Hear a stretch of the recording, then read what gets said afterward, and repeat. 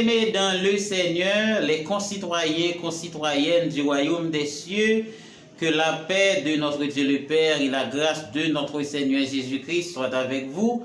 C'est bien sûr votre frère et votre ami, Pasteur Jacques Charles, qui est de retour dans la même perspective, dans ce même contexte, de continuer avec cette classe d'enseignement de la parole de Dieu qui vise à expliquer les mystères et les secrets du royaume des cieux en ce temps de la fin que nous appelons encore la période eschatologique ou encore la 7e dispensation.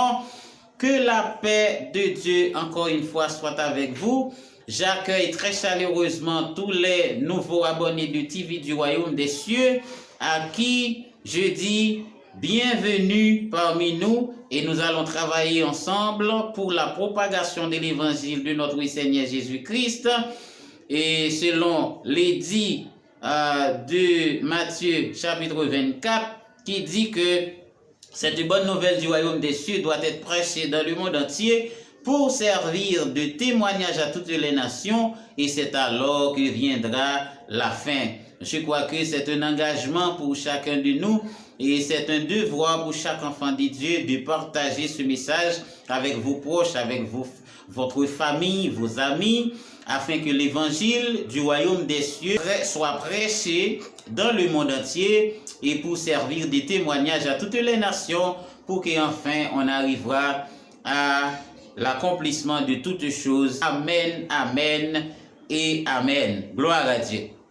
Donc mes frères et sœurs, nous sommes dans le même contexte de la naissance de Jésus-Christ, comme on a déjà vu hier. Donc on a expliqué que eh bien, la naissance de Jésus-Christ notre Seigneur n'a rien à voir avec la fête de Noël qui est fêtée le 25 décembre. On a expliqué cela par rapport au principe de l'alpha et de l'oméga qui dit que le commencement se trouve dans la fin et la fin se trouve dans le commencement. Comme le roi Salomon nous a dit, il n'y a rien de nouveau sous le soleil. C'est ce qui se faisait, c'est ce qui se fait maintenant et c'est ce qui se fera. Donc de l'alpha et l'oméga, le contexte du siècle de l'unité, ou bien le siècle de l'alliance, ou bien le siècle de la divinité qu'on a déjà montré ici. Nous avons dit que le commencement se trouve dans la fin et la fin se trouve dans le commencement, et c'est ce qu'on appelle un cercle vertueux, c'est-à-dire qui produit une sorte de rétroaction positive en tournant dans un mouvement de rotation et de révolution.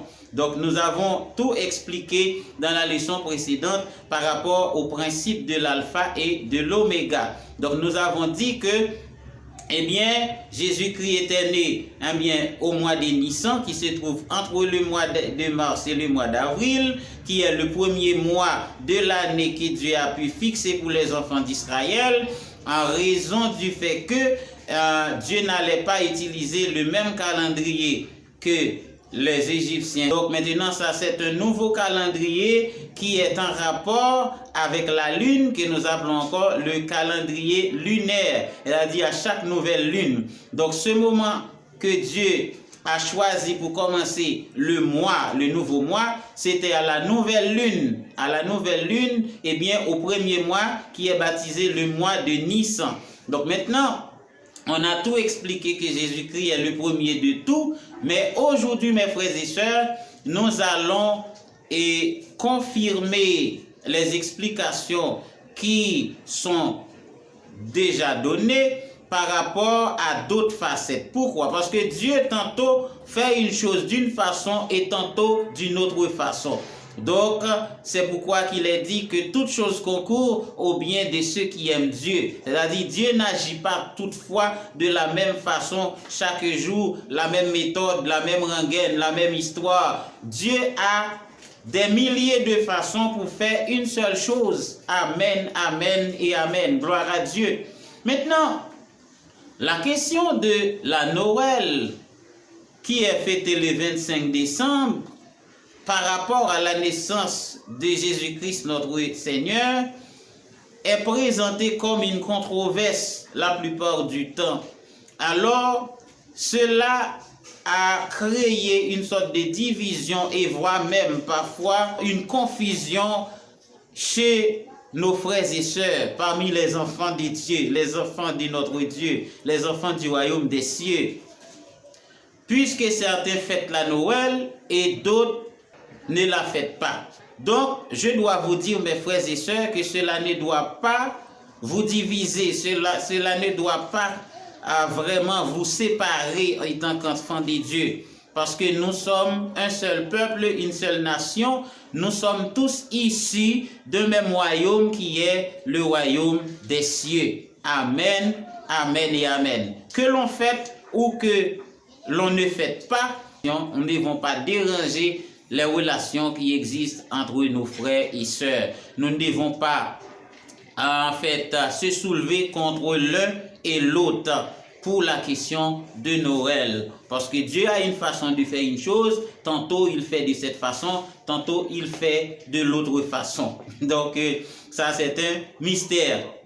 Eh bien aujourd'hui mes frères et sœurs, nous allons considérer un autre paramètre aujourd'hui et toujours dans le contexte de la naissance de Jésus-Christ notre Seigneur. De la même façon qu'on a évoqué le principe de l'alpha et l'oméga, c'est-à-dire le commencement, l'explication du commencement se trouve dans la fin et la fin se trouve dans le commencement, il en est de même, l'objet, la signification de l'objet se trouve dans l'image et la signification de l'image se trouve dans l'objet.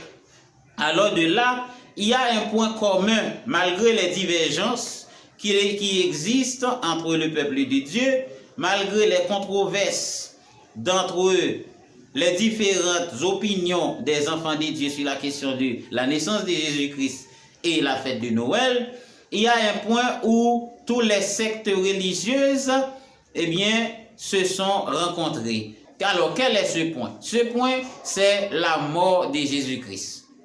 Ça, il n'y a pas de discussion, on n'en discute pas la mort de Jésus-Christ parce que tout le monde y croit. On croit qu'il était venu, qu'il est mort, qu'il est ressuscité et qu'il reviendra. Ça, c'est quelque chose qui est incontournable. Donc tout le monde l'accepte et si vous dites non, eh bien en tant que chrétien, on ne va pas approuver votre foi. Donc, puisque tout le monde y croit que notre Seigneur Jésus-Christ était venu, il est mort, il est ressuscité et qu'il reviendra chercher son Église. Amen, amen. Alors, c'est le point commun que tout le monde se met d'accord là-dessus. Donc, maintenant, et ce point commun se résume la mort de Jésus-Christ à travers la mort de l'agneau qui a été sacrifié à la sortie du peuple d'Israël de l'Égypte.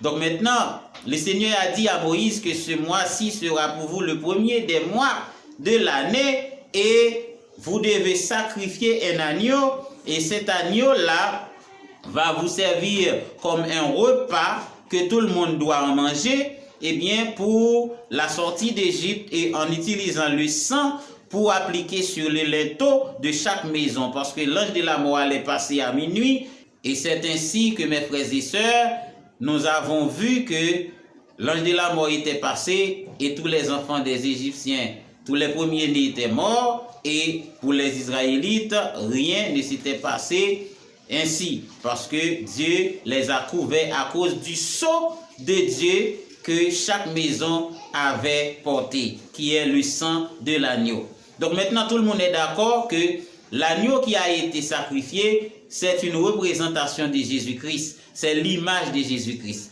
Eh bien, puisque l'image cache la signification de l'objet, on va analyser l'image. Le mot image, qui est un mot très fort et qui est chargé de mystères et de secrets, mes bien-aimés, mes amis dans le Seigneur. Genèse chapitre 1, le verset 26, la parole de Dieu nous dit, Dieu dit, faisons l'homme à notre image selon notre ressemblance, et qu'il domine sur les poissons de la mer, les oiseaux du ciel, et sur tous les bétails, sur tous les reptiles qui rampent sur la terre. Faisons l'homme à notre image. Donc, c'est-à-dire, l'homme est l'image de Dieu. Donc, puisque l'homme est l'image de Dieu, considérez, mes frères et sœurs, ce dicton qui dit, une image vaut 1000 mots. C'est-à-dire que l'expression de Dieu se fait à travers l'homme. La manifestation de Dieu se fait à travers l'homme. Donc, c'est-à-dire, si vous voulez connaître Dieu, il faut connaître d'abord l'homme. Parce que Dieu est manifesté en l'homme, parce que l'homme est l'image de Dieu. L'image porte la signification de l'objet. Je crois que tout le monde aime regarder dans un miroir. Parce que, surtout, pas seulement les femmes, vous n'allez pas me dire seulement les femmes, tout le monde aime regarder dans un miroir. Et lorsqu'on regarde dans un miroir, ce qu'on voit, c'est votre image. Eh bien, c'est votre image qui va vous dire si vous êtes bien charpenté, si votre vêtement est confortable, eh bien, si votre visage a une bonne parure, vous allez, c'est le miroir, c'est l'image qui va vous dire, eh bien, s'il y a une paille dans votre œil, s'il y a quelque chose dans votre nez, si votre bouche n'est pas en bon état, c'est votre image qui va tout dire de vous. Votre visage c'est l'image qui va expliquer exactement comment est votre visage, votre corps. L'image a tout dit de l'objet. Donc, c'est pourquoi que l'image porte la signification de l'objet. Donc, l'agneau qui a été sacrifié, c'est l'image de Jésus-Christ, notre Seigneur, qui porte la signification de notre Seigneur Jésus-Christ. Or, l'agneau est né au mois de Nissan, le premier mois. Eh bien, le mois de Nissan prochain, ça fait 1 an. Et c'est un agneau d'1 an qui devrait être sacrifié. Donc, maintenant, vous allez comprendre, mes frères et sœurs, que l'importance de cet agneau-là, qui est l'agneau pascal. Et là-dessus, tout le monde se met d'accord et tout le monde prend pour évidence comme une vérité incontournable le sacrifice de l'agneau comme étant le sacrifice de Jésus-Christ notre Seigneur. Et c'est pourquoi que Jésus-Christ nous a dit que celui qui ne mange pas mon corps et qui ne boit pas mon sang n'aura pas la vie. Parce que, tout simplement, les Israélites, ils ont tous mangé l'agneau. Tous ceux qui allaient quitter l'Égypte, eh bien, avaient mangé cette soirée-là, ce repas qui est l'agneau rôti au feu et qui a appliqué le sang sur le linteau de chaque maison. Donc maintenant, c'est dans ce même contexte que Jésus-Christ nous a dit, il nous faut manger son corps, il nous faut boire son sang pour que nous ayons la vie en lui. Amen, amen, amen. Gloire à Dieu. Maintenant, mes frères et sœurs, chaque objet a une image. C'est ce qu'on doit savoir. Mais dans l'image, il y a plein de mystères, plein de secrets à découvrir aujourd'hui. Premièrement, l'homme est l'image de Dieu. Et si je vous pose la question, quelle est l'image de l'homme? Ça, c'est une grande interrogation. Je ne vais pas vous expliquer ça. Parce que on va se focaliser tout simplement sur la question de l'agneau pascal qui est la représentation de Jésus-Christ notre Seigneur. Or, le mot grec qui traduit l'image, c'est icône, qui traduit représentation ou bien figure. Et de l'hébreu, c'est le mot selem qui traduit ombre. Donc, c'est-à-dire que l'image, c'est l'homme, c'est la représentation, c'est la figure. Donc, puisque c'est la figure, eh bien, c'est elle qui se charge des explications. Eh bien, pour avoir des explications de mon être, eh bien, il me faut un miroir dans lequel je regarde mon visage, je vérifie mon nez, je vérifie mes yeux, je vérifie ma bouche et je vérifie mes vêtements pour voir est-ce que je suis en bon état, pour voir vraiment est-ce que je suis décent pour sortir ou bien pour faire quoi que ce soit. Donc c'est à travers l'image. Donc une image vaut 1000 mots comme dit les dictons. Alors mes frères et sœurs, mes amis dans le Seigneur, quelle est l'image de la Bible? Alors l'image de la Bible c'est quoi? C'est un œuf. Étant donné que l'œuf est blanc, donc maintenant la Bible est un livre saint, est une écriture sainte, c'est un ouvrage de purification, c'est un ouvrage de sainteté. Donc maintenant, l'image de la Bible, c'est l'image, c'est un œuf. Donc si vous analysez l'œuf, vous allez comprendre exactement ce qu'est la Bible, ce que représente la Bible. Donc l'image de la Bible, c'est un œuf, l'œuf est blanc, et à l'intérieur, il y a le blanc d'œuf. Le blanc d'œuf qui est considéré comme l'Ancien Testament, et le jaune d'œuf qui est le Nouveau Testament, et le jaune d'œuf, c'est là que se trouvent toutes les vitamines. Donc, c'est-à-dire, c'est le Nouveau Testament qui porte toutes les vitamines spirituelles. Amen, amen. Grand mystère. Et la troisième partie de l'œuf qui est le germe, eh bien, le germe qui signifie la vie dans l'œuf. Amen. Gloire à Jésus, gloire à Dieu. Et la parole de Dieu, l'Ancien Testament, le Nouveau Testament, et qui est la vie qui se trouve dans la parole. Amen, amen, gloire à Jésus, gloire à Dieu, alléluia. Et c'est pourquoi que nous disons que la parole de Dieu a la vie. La Bible, dans la Bible, il y a la vie. Puisque dans un œuf, il y a le blanc d'œuf, il y a le jaune d'œuf et il y a le germe qui porte la vie. Il en est de même la Bible qui est la parole de Dieu, l'Ancien Testament, le Nouveau Testament. Eh bien, dans l'Ancien et dans le Nouveau Testament, il y a la vie, mes frères et sœurs. Amen. Gloire à Jésus, gloire à Dieu. Maintenant, il faut continuer. Quelle est l'image de l'Église? L'image de l'Église, c'est un bateau. Si vous voulez connaître exactement la signification de l'Église, ce que l'Église représente, considère un bateau, le rôle d'un bateau. Quel est le rôle, quelle est l'image du monde? L'image du monde, c'est la mer. Et si vous voyez dans un songe que vous êtes en train de vous baigner dans la mer, votre état spirituel n'est pas confortable. Il faut prier. Parce que la mer signifie le monde. Donc, le monde, le bateau, c'est l'Église et la mer, c'est le monde. Donc, c'est-à-dire, l'Église fait partie, l'Église est sur le monde, l'Église est dans le monde, mais l'Église ne fait pas partie de ce monde. L'Église est sur le monde, l'Église voyage sur le monde, mais l'Église ne fait pas partie de ce monde. Amen. Gloire à Jésus. Un très grand mystère aujourd'hui à découvrir. Amen. Gloire à Jésus. Gloire à Dieu. Il faut continuer. Nous avons dit que l'image de Jésus-Christ, c'est l'agneau qui a été sacrifié.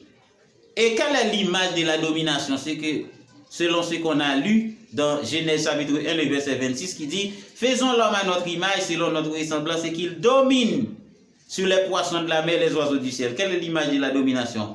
L'image de la domination, c'est bien sûr la croix. Et c'est pourquoi dans Ésaïe chapitre 5, le verset 9, la parole de Dieu nous dit, un enfant nous est né, un fils nous est donné, et la domination reposera sur son épaule. Amen, amen, gloire à Jésus. La question de Noël pour la naissance de Jésus-Christ est largement controversée, mais dans la question de la mort et la résurrection de Jésus-Christ notre Seigneur, la majorité d'entre nous, elle a dit, nous qui sommes chrétiens, eh bien, nous sommes sur la même longueur d'onde là-dessus. Parce qu'on croit qu'il était venu, qu'il est mort, qu'il est ressuscité et qu'il reviendra. Amen. Gloire à Dieu. Et c'est ce qui nous donne la qualification d'être chrétiens, parce que nous croyons dans la parole de Dieu, nous croyons en Christ, nous croyons en Jésus-Christ notre Seigneur qui était venu et qui a marché sur cette terre. Amen. Gloire à Dieu. Quelle est l'image du royaume des cieux? L'image du royaume des cieux, c'est la terre. Ça, c'est un autre grand mystère que vous êtes en train de découvrir. L'image du royaume des cieux, c'est la terre. Et c'est pourquoi que Jésus-Christ, notre Seigneur, nous dit, lorsque nous prions dans Matthieu chapitre 6, le verset 9, dit, notre Père qui es aux cieux, que ton nom soit sanctifié, que ton règne vienne et que ta volonté soit faite sur la terre comme au ciel. Donc, c'est-à-dire, la volonté de Dieu, c'est que l'on fasse sur la terre ce qui se fait dans le ciel. Et donc, c'est pourquoi que nous ne devons pas faire ce que nous voulons sur la terre. Nous devons bien administrer, bien contrôler, bien gérer, bien assujettir les choses, bien utiliser les choses de Dieu.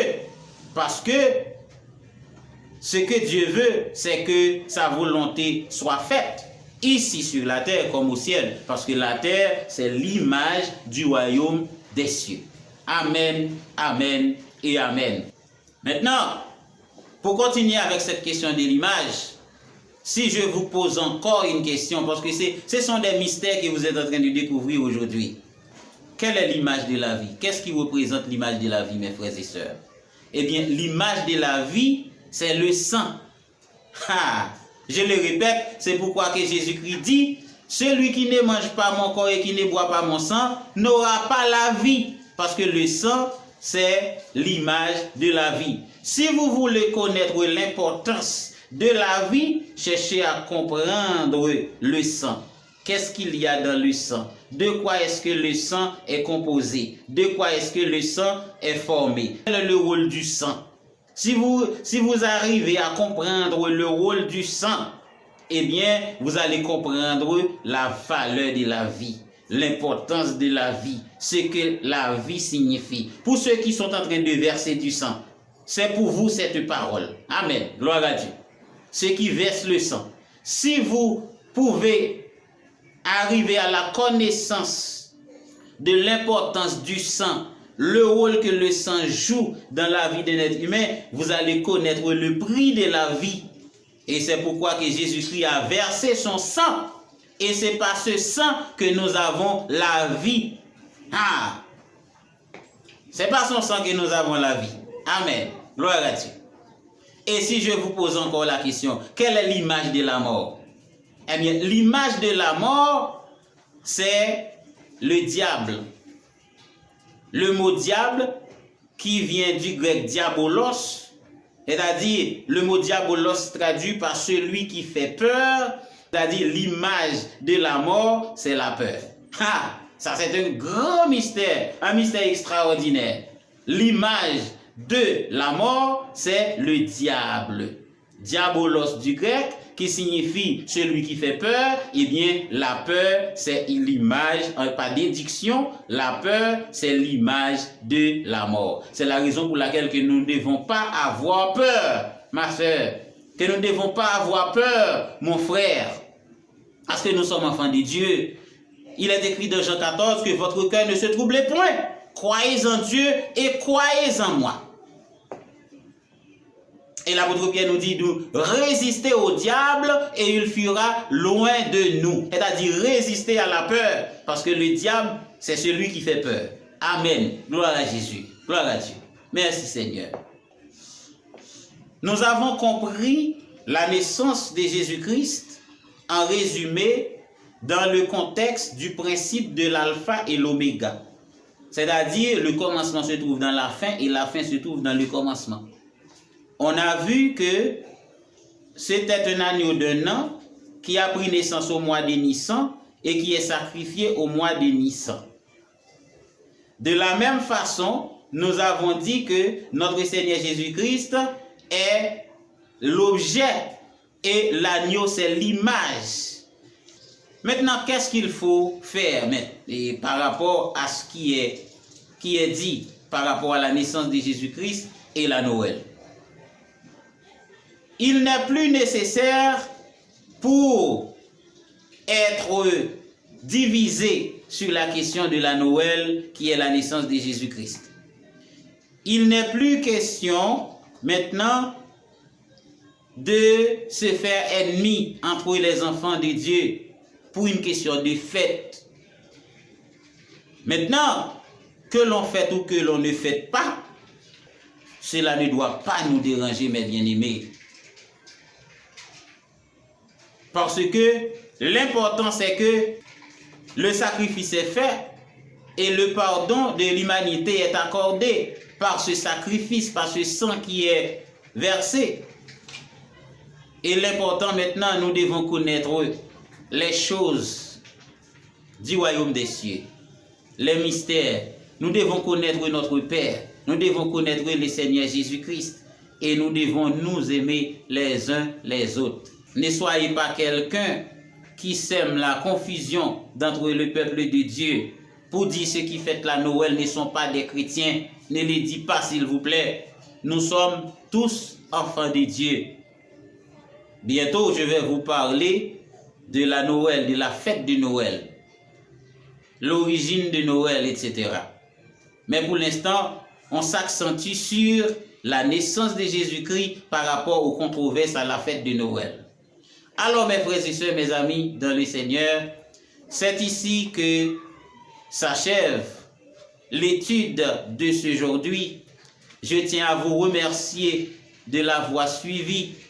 Merci de nous accepter étant que serviteurs de Dieu. Merci d'accueillir le message que Dieu a envoyé à travers le canal de son serviteur. Et je crois que vous allez en faire un bon usage. Vous allez partager ce message avec vos proches, vos amis. Vous allez vous embaucher aussi dans l'œuvre du ministère, dans l'œuvre de la propagation de l'évangile du royaume des cieux. À ne pas oublier de nous laisser un commentaire. Le commentaire que vous laissez nous dit que, eh bien, vous recevez le message, vous l'acceptez et vous allez le pratiquer. Vous allez le partager avec le monde. Merci de laisser un commentaire aussi. Et merci d'apprécier TV du Royaume des Cieux. Je vous aime dans le Seigneur et je vous dis shalom, shalom, shalom.